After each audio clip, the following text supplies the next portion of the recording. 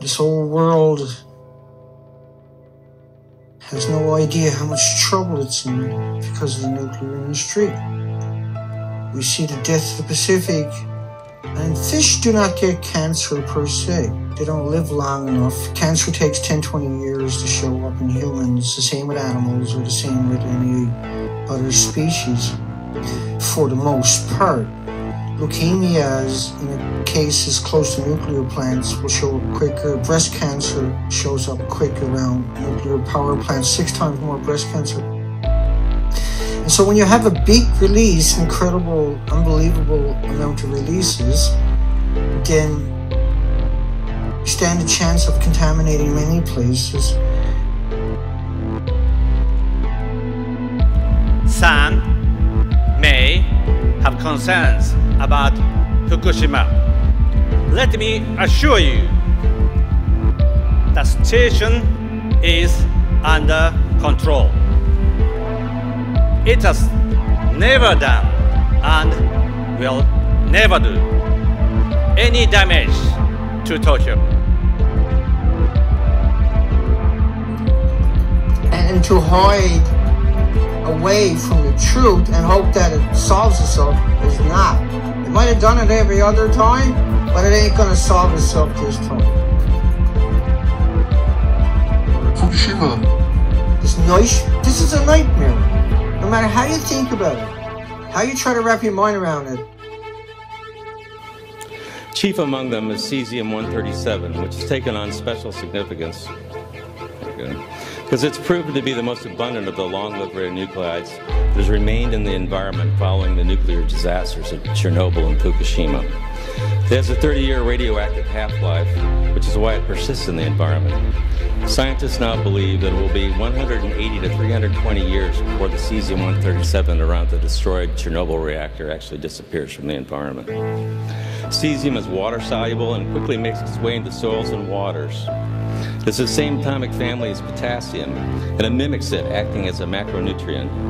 It quickly becomes ubiquitous in contaminated ecosystems. It is distributed by the catastrophic accidents of nuclear power plants because large quantities of volatile radioactive cesium build up inside the fuel rods of nuclear reactors. Thus, any accident at a nuclear reactor that causes the fuel rods to rupture, melt, or burn will cause the release of radioactive cesium gas. Long-lived radionuclides, such as cesium-137, are something new to us as a species. They did not exist on Earth in any appreciable quantities during the entire evolution of complex life. Although they are invisible to our senses, they are millions of times more poisonous than most of the common poisons we are familiar with. They cause cancer, leukemia, genetic mutations, birth defects, malformations, and abortions at concentrations almost below human recognition and comprehension. They are lethal at the atomic or molecular level. They emit radiation, invisible forms of matter and energy that we might compare to fire, because radiation burns and destroys human tissue. But unlike the fire of fossil fuels, the nuclear fire that issues forth from radioactive elements cannot be extinguished. It is not a fire that can be scattered or suffocated because it burns at the atomic level. It comes from the disintegration of single atoms. Thus, radioactivity is a term which indicates how many radioactive atoms are disintegrating in a time period. We measure the intensity of radioactivity by the rate of disintegrations and the energy they produce. 1 becquerel is equal to 1 atomic disintegration per second. 1 curie is defined as that amount of any radioactive material that will decay at a rate of 37 billion disintegrations per second. So 1 curie equals 37 billion becquerels. You got everybody running at you, telling you, no, don't worry about it. It's got nothing to do with radiation, but not supplying a reason. Always the same thing. It's got nothing to do with radiation or Fukushima, but not telling you why. Will you fight for the planet? Will you fight for your own life? Someone's trying to attack you with a knife or a stick.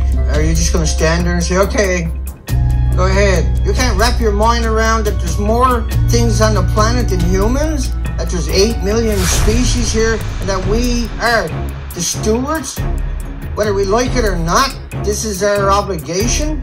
Where did we lose that part of humanity? Where is humanity? Why doesn't humanity exist anymore?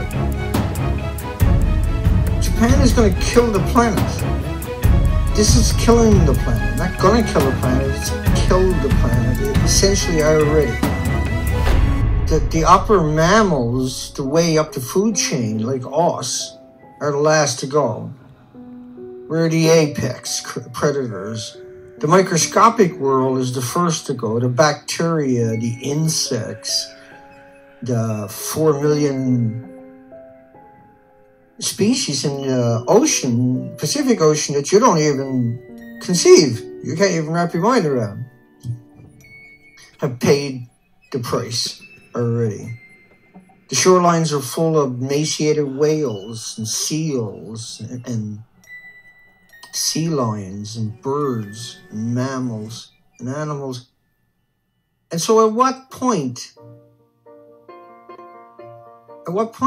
will we admit we need to deal with a serious issue?